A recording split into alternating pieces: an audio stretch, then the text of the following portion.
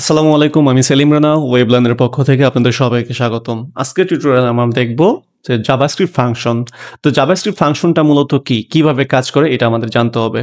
তো ফাংশন মূলত হচ্ছে এরকম যে আপনি অনেকগুলা কোড যদি একটা অ্যাট্রিবিউট বা একটা মেথডের মধ্যে যদি আপনি রাখতে চান বা একটা বক্সের ভিতরে যদি আপনি রাখতে চান, তাহলে আমরা ফাংশন ইউজ করতে পারি। ধরুন আমাদের অনেকগুলা ঘটনা একটা ফাংশনের ভিতরে আমাদের থাকতে পারে। তারপর শুধুমাত্র ওই ফাংশনটা আমরা কল করে দিব, আমাদের আউটপুটে শো হয়ে যাবে। ঠিক আছে? তো চলুন আমরা এটার এক্সাম্পলটা ক্রিয়েট করে ধরেন আমরা প্রথমে ফাংশন কিওয়ার্ডের মাধ্যমে FUNC, তো এখানের মধ্যে আমাদের ফাংশন কিওয়ার্ডের মধ্যে যে কোনো একটা নামে আমরা একটা ফাংশন বানাবো। তো ধরেন হ্যালো নামে একটা ফাংশন বানাবো আমরা। এই হ্যালো নামে ফাংশনের মধ্যে আমরা console.log, ওকে, console.log এখানের মধ্যে আমরা দিতে পারি হ্যালো জেএস। ওকে, এই যে আমরা এখানের মধ্যে ফাংশনটা লিখলাম, এটা দেখেন আমরা কিন্তু এখনো আউটপুটে কিন্তু এখানে দেখতে পাইনি, তাই না? আউটপুট কিন্তু console.log-এ আসে নাই। তো এই যে আমরা ফাংশনটা যে আমরা এখানের মধ্যে ক্রিয়েট করলাম, যে হ্যালো নামে যে একটা ফাংশন ক্রিয়েট করলাম, হ্যাঁ, তো ফাংশন কিওয়ার্ডটা প্রথমে আমরা দিব, তারপর আমরা একটা ফাংশনের নাম দিব, ফার্স্ট ব্র্যাকেট শুরু শেষ করব। এটা হচ্ছে ফাংশন লেখার নিয়ম। দেন আমরা সেকেন্ড ব্র্যাকেটের মধ্যে মূলত আমাদের আউটপুট কি হবে সেটা আমরা এখানের মধ্যে উল্লেখ করব। সো এখন এই ডাটাটা যদি আমরা এখন শো করতে চাই, তাহলে জাস্ট আমরা এখানের মধ্যে ফাংশনটা লিখে দিলেই কিন্তু আমরা এখানের মধ্যে হ্যালো জেস, এটা কিন্তু আমরা আউটপুটে দেখতে পেলাম। ঠিক আছে? সো এইরকম করে কিন্তু আমরা আরো অনেকগুলা ফাংশন, ধরেন হ্যালো বিডি, আমরা এখানের মধ্যে ধরো নতুন একটা ফাংশন লিখতে পারি হ্যালো বিডি। ওকে, সো এই হ্যালো বিডি যদি আমরা এখানে লিখি, তাহলে কিন্তু এটাও কিন্তু আমাদের একটা ফাংশন কল হয়ে যাবে। দেখেন এখানে কিন্তু হ্যালো বিডি কিন্তু চলে আসছে। ওকে, এটা একটু বড় করে দিই আপনাদের সুবিধার জন্য। তো এখানে কিন্তু আমাদের এটা চলে আসছে। সো এইভাবে করে তো আসলে আমাদের ডাটাগুলো আসবে না। আমরা যদি চাই যে কোনো একটা যোগ বিয়োগ গুণ ভাগ যদি করতে চাই, তাহলে আমরা কিভাবে করতে পারি? হ্যাঁ, তো ধরেন এখানে আমাদের লিখলাম অ্যাড, এখানের মধ্যে আমরা যেটা করব সেটা হচ্ছে যে একটা ভেরিয়েবল নিব, যে লেট I ইকুয়াল 5। ওকে, আবার লেট x ইকুয়াল টু হচ্ছে 10 বা সামথিং এলস মনে করেন। তাহলে আমরা এখানে যদি লিখি console.log, এখানের মধ্যে যদি আমরা I প্লাস x দিয়ে দিই, তাহলে কিন্তু আমাদের এইটার যোগফলটা কিন্তু আমরা এখানের মধ্যে পেয়ে যাব। তাহলে আমরা যদি এই ফাংশনটা এখানে কল করে দিই, তাহলে কিন্তু আমরা এটা এখানে দেখেন যে 5 আর 10 কিন্তু 15 হয়ে যায়। সো আমাদের কিন্তু এখানে 15 ডাটাটা কিন্তু আমরা এখানে দেখতে পাচ্ছি। ঠিক আছে? কিন্তু এখন যদি আমরা অন্য একটা ডাটা শো করতে চাই, ধরেন আমরা এখন ধরেন 20 এর ডাটা যদি শো করতে চাই, তাহলে আমরা এখানের মধ্যে কি করতে হবে, যে এডিশন, মনে করেন আমরা আরেকটা নাম লিখলাম এডিশন সামথিং এলস। হ্যাঁ, মনে করেন আমরা 10 এবং 10 এই ডাটা আমরা প্রিন্ট করতে চাই। ঠিক আছে? তাহলে আমরা এই এডিশনের যদি আমরা এখানে ডুপ্লিকেট করে এখানে এডিশন দিই, তাহলে কিন্তু এখানে 20 দেখাচ্ছে। তার মানে কি, আমরা একই টাইপের ফাংশন বারবার লিখতেছি। সো এটা তো আসলে গুড প্র্যাকটিস না, তাই না? মানে একই টাইপের ফাংশন আমরা এখানের মধ্যে 20 এর ডাটা দেখানোর জন্য বা অন্য একটা ডাটা যোগফল দেখানোর জন্য আমরা দুইবার ফাংশন ডিক্লেয়ার করছি। সো আমরা যদি চাই যে এরকম করে আলাদা আলাদা করে ভেরিয়েবল ডিক্লারেশন না করে আমরা মানে যেটা করতে পারি, যে একটা ফাংশনের মাধ্যমে যদি আমরা এরকম টাইপের এডিশনাল যত প্রকার এডিশনাল কাজ আছে সব যদি আমরা করতে চাই, তাহলে ভালো হয়, তাই না? সো চলুন আমরা সেটা শুরু করি। তাহলে সেই ক্ষেত্রে আমাদের যেটা করতে হবে, প্যারামিটার পাস করতে হবে। তো প্যারামিটার মূলত কিভাবে পাস করব, তো খেয়াল করে দেখেন। প্যারামিটারটা হচ্ছে এরকম যে আমরা এখানের মধ্যে ধরেন যেটা করব, যে এখানের মধ্যে আই, হ্যাঁ, আর এখানের মধ্যে আমরা আরেকটা ভ্যালু নেই, হচ্ছে ধরেন হচ্ছে এক্স মনে করেন, অথবা আমরা নতুন করে আরেকটা ফাংশন বানাই, ফাংশন এখানের মধ্যে নাম দিয়ে দিল অ্যাড, মানে এডিশন আর কি। ওকে, আচ্ছা, এখানের মধ্যে ধরেন আমরা console.log, এটা আমরা এখানে লিখলাম। লিখার পর আমরা ধরেন এখানের মধ্যে একটা ভ্যালু রাখি যে x প্লাস ওয়াই। ওকে, আমরা এখানে x প্লাস ওয়াই আমরা ভ্যালুটা রাখলাম, আর এই জায়গার মধ্যে আমরা x কমা ওয়াই এটা এখানে দিয়ে দিলাম। হ্যাঁ, দিয়ে দেওয়ার পর আমরা যদি এখানের মধ্যে এই যে এডিশন যেটা আছে অ্যাড, এই অ্যাডের মধ্যে আমরা যদি এখানে লিখি 5,5, তাহলে আমরা এখন দেখতে পারবো যে ঘটনাটা কি ঘটে। ঠিক আছে? যে খেয়াল করে দেখেন যে এখানের মধ্যে আমাদের কিন্তু ৫ আর ৫ যোগ করলে ১০ হয়, তাই না? এখানে ঘটনাটা কিভাবে ঘটতেছে দেখেন। প্রথমে তো আমাদের add এক নামে একটা ফাংশন আমরা ক্রিয়েট করলাম। এখানের মধ্যে আমরা প্যারামিটার পাস করতে পারবো। অবশ্যই প্যারামিটারের যদি একাধিক প্যারামিটার আপনি ইউজ করেন তাহলে কমা দিয়ে আপনি সেপারেট করতে হবে প্যারামিটারগুলোকে। তো এখানের মধ্যে আমরা মানে প্যারামিটার আমাদের মন মতন আমরা কিন্তু প্যারামিটার পাস করতে পারবো। এই জায়গার মধ্যে দেখেন যে আমাদের x এবং y এর ২ টা প্যারামিটার নিছি। তাহলে এবার এইখানের মধ্যে কিন্তু আমরা এটা ultimately one kind of variable, হ্যাঁ?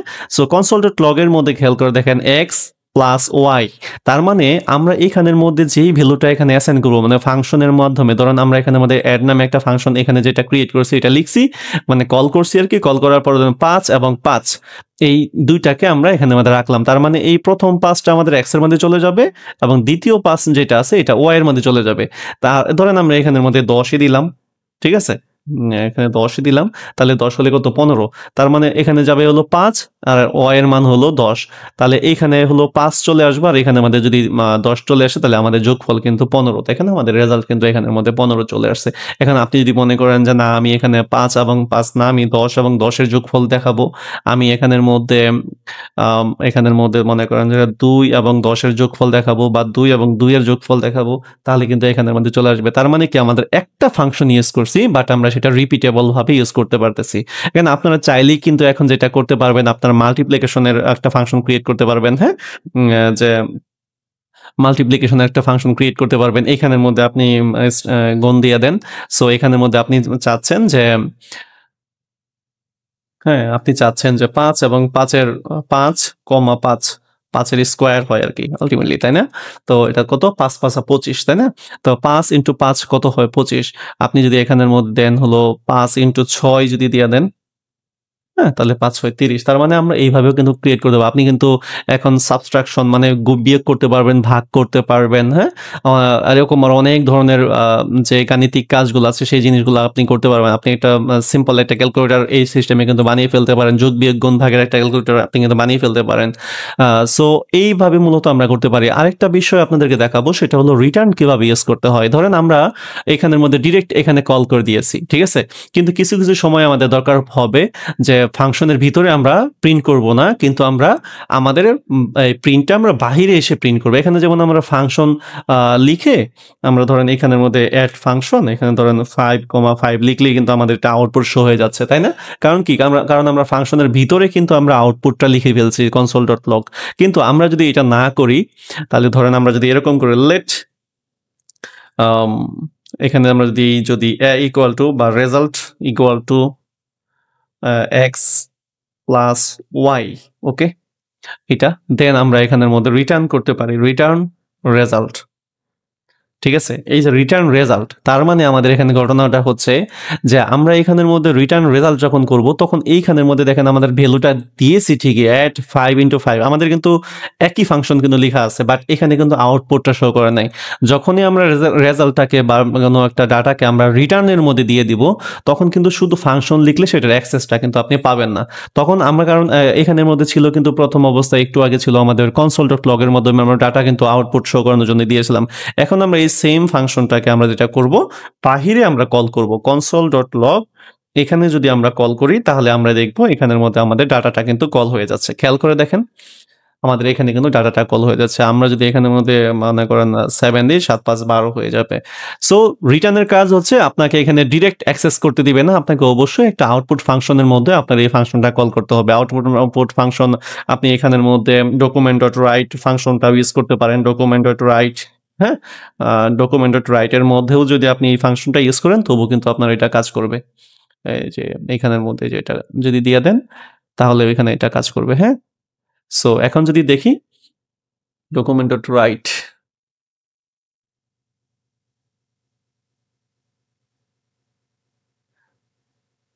আচ্ছা এখানের মধ্যে আমরা কি ভুল করলাম? আচ্ছা রাইট ফাংশনটা আমাদের এখান থেকে এটা কাজ করতেছে না। আচ্ছা তাহলে আমরা এখানের মধ্যে একটা কাজ করব সেটা হচ্ছে যে console.log বা আমরা document get element by id বা something else, হ্যাঁ? সো আমরা এখানের মধ্যে document.write এখানের মধ্যে যদি আমরা যেকোনো একটা ডাটা দিতে চাই, ধরেন আমরা এখানের মধ্যে 6 দিয়ে দিলাম। তাহলেও আমাদের এটা কিন্তু শো হয়ে যাওয়ার কথা ছিল। সো এইটাই আমাদের ডাটা কেন এই যে শো হয়ে গেছে। সরি এখানে কিন্তু আমাদের ডাটা কিন্তু শো হয়েছে, হ্যাঁ? সো এইটা আমরা যেটা করব যে আমাদের এই ফাংশনটা যদি আমরা এখানে দিয়ে দেই তবুও কিন্তু আমাদের ডাটাটা কিন্তু শো হয়ে যাবে। এই যে ডাটা শো হয়ে গেছে। এটা কোনো একটা কারণে হয়তোবা এখানে এই দিছে বাট এটা কোনো আসলে ইস্যু না। দেখেন এখানের মধ্যে কিন্তু আমাদের আ যে 1, 2 যে ডাটাটা সেটা কিন্তু এখানে শো হয়ে গেছে। সো আমরা বিভিন্ন আউটপুটের মধ্যে কিন্তু আমরা এই ডাটাগুলো শো করাতে পারি। সো আ মানে আমরা সবসময় ট্রাই করব যে console.log এর মাধ্যমে ডাটাগুলা দেখাতে। কারণ আল্টিমেটলি আমরা কিন্তু যখন জাভাস্ক্রিপ্ট এর কোনো ডাটাকে আমরা ভ্যালিডেশন করব তখন console.log এর মাধ্যমে কাজ করব। তো এই আরকি ঘটনা যে আপনারা দেখতে পারলেন কিভাবে জাভাস্ক্রিপ্টের ফাংশন কিভাবে কাজ করে, কিভাবে প্যারামিটার পাস করা যায়, প্যারামিটার পাস করার মাধ্যমে কিভাবে যোগ, বিয়োগ, গুণ, ভাগ করা যায় এইগুলো এবং হচ্ছে সেগুলা কিভাবে রিটার্ন করে কিভাবে আমরা ডাটা আউটপুট শো করাতে পারি এটাও কিন্তু আমরা দেখলাম। এবং ফাংশনের সুবিধাটা কি এটাও আমরা দেখলাম, হ্যাঁ? সো ইন ফিউচারে আমাদের পরবর্তী টিউটোরিয়ালের মধ্যে আরো অনেক বেশি ফাংশন নিয়ে আলোচনা করা হবে। সেখান থেকে আপনারা আরো বেশি অনেক কিছু জানতে পারবেন। তবে বেসিক কনসেপ্টটা কিন্তু এটাই। তো ভালো থাকবেন সবাই। আসসালামু আলাইকুম।